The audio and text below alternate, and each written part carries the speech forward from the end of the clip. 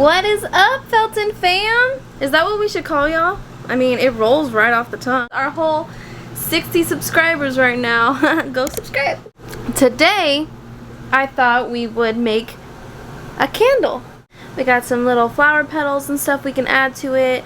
And then I also thought maybe earrings. These earrings I did not make myself, but I do like to make clay earrings. It's easier than you think.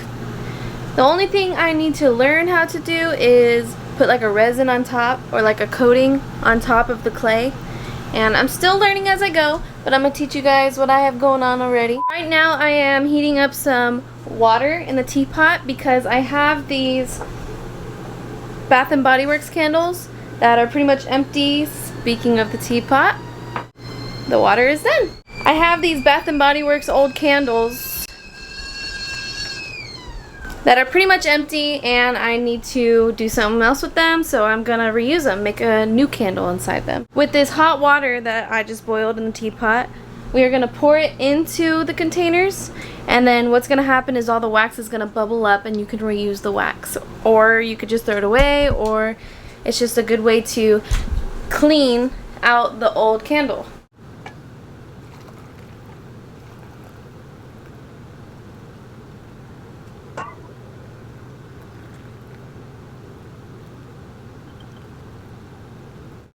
After you have poured the hot boiling water into the containers, I will tell you what.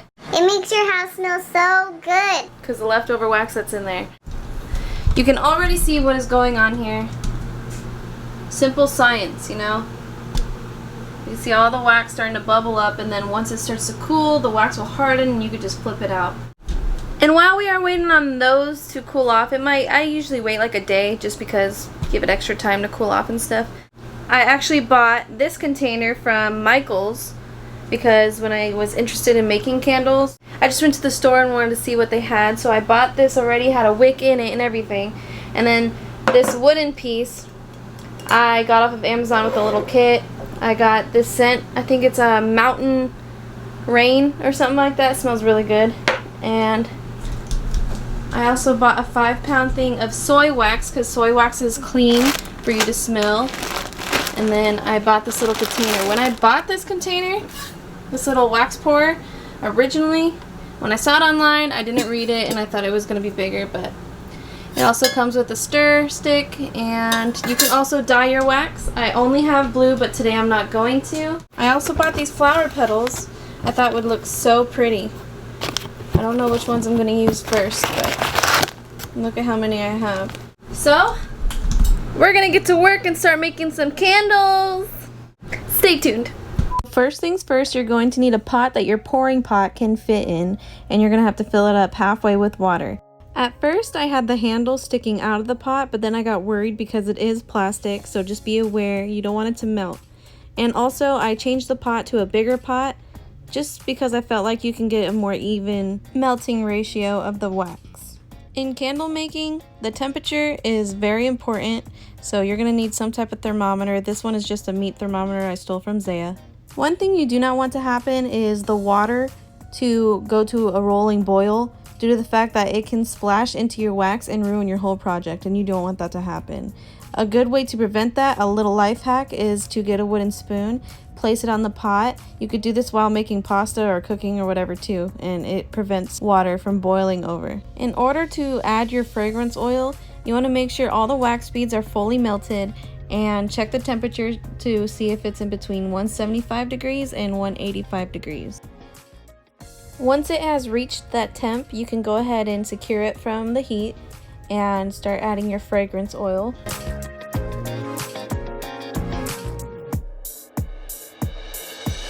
You want to make sure you add 1 ounce of fragrance per 1 pound of soy wax. And go ahead and start stirring your wax. You want to make sure you don't stir it too fast because it can start developing air pockets in your wax. At this point, go ahead and put your thermometer back into your wax, and we are going to wait for the pour temp of 135 degrees Fahrenheit or whatever your wax says on the packaging. Once your wax has lowered down to your desired temperature that we want, go ahead and start pouring into your candle, oh so nicely and softly, because you don't want it to get over the sides. You don't want to create air bubbles. Just be careful when you're pouring.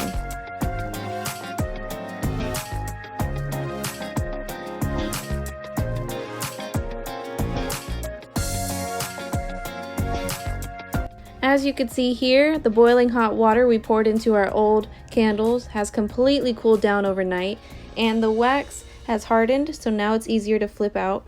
What I like to do with the old wax is put it in one of those wax melting pots, if you know what I'm talking about.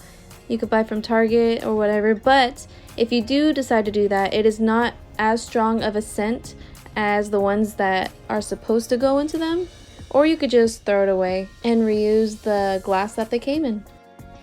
I totally forgot to record me putting the dried flower petals into the candle, but whenever you do that, just make sure the wax is cloudier but not fully cooled yet. After that, you just want to clip the wick after it's fully cooled, and here is the finished product. What do you guys think?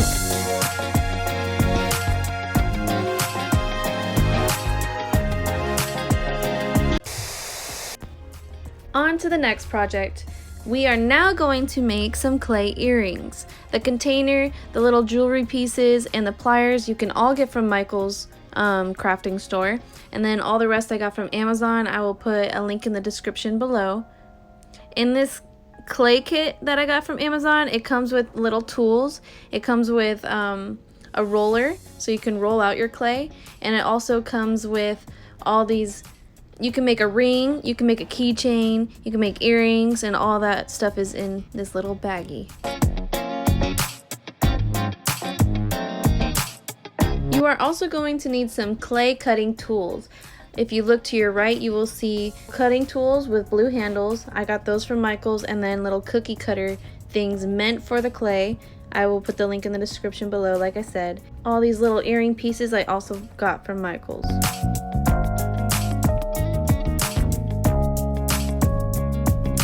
I also decided to buy this acrylic piece because when you are rolling out the clay and making these earrings, you want to make sure you are on the most clean and flat surface. Otherwise, you will see everything in your clay, especially when you're working with white clay. This little kit is meant for making pottery because I do have a potter's wheel, but it still is very useful when making clay earrings.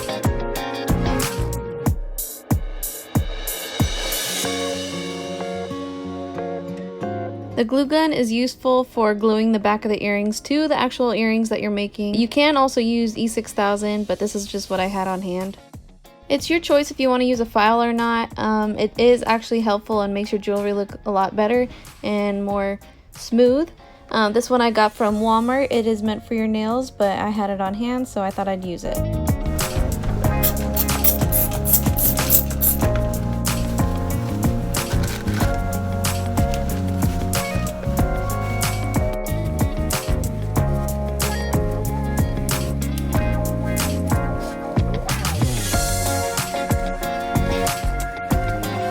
What I like to do before I get started is go on Pinterest and get some inspiration, find out exactly what I want to do, and then get my coffee, put on some YouTube or a movie, and get busy.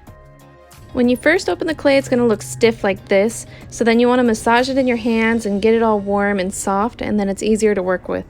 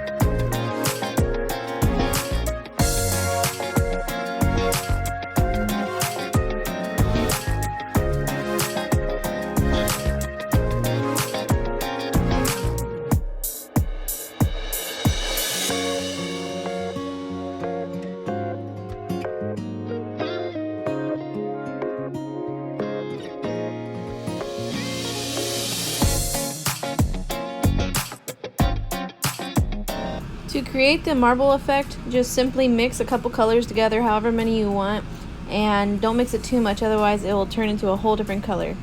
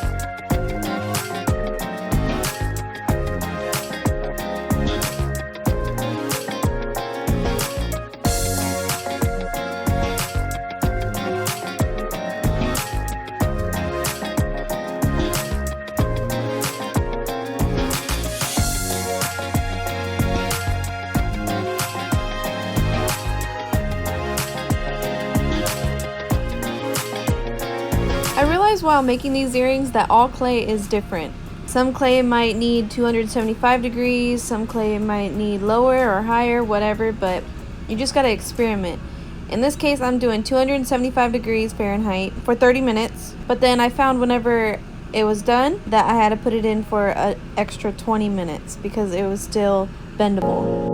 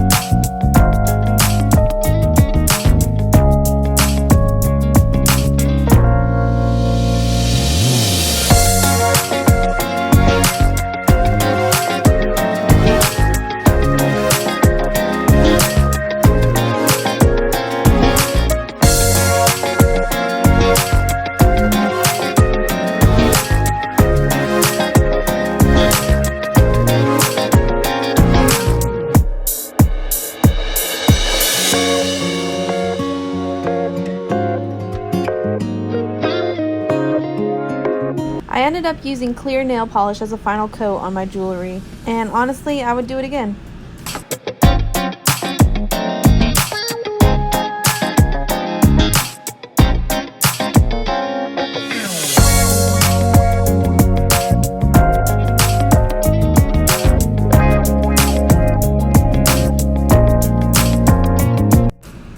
I know you could see some of the scratches still from when I filed them down, but I kind of like that look. It gives it that imperfect look, the rustic look, the look that it's actually clay. And then I just poked the holes through again just so they weren't clogged up from the nail polish. Next, I glued on the earring backing to the actual clay.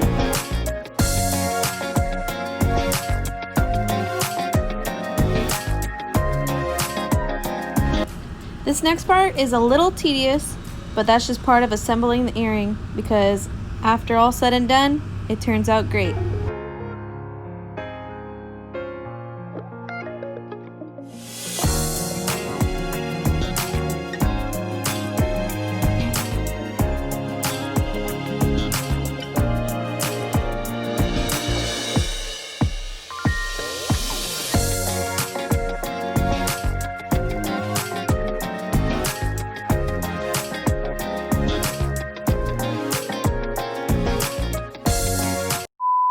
Well, that was it for this video. I hope you liked it. If you did, go ahead and go give it a thumbs up. Don't forget to smash that bell button so you can get notified every time we post.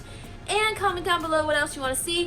And last but not least, go subscribe if you haven't already. Go support the Felton fam. Let me know what else you guys want to see. I think I have some planned. I guess you guys will have to wait and see what's next. Okay, bye.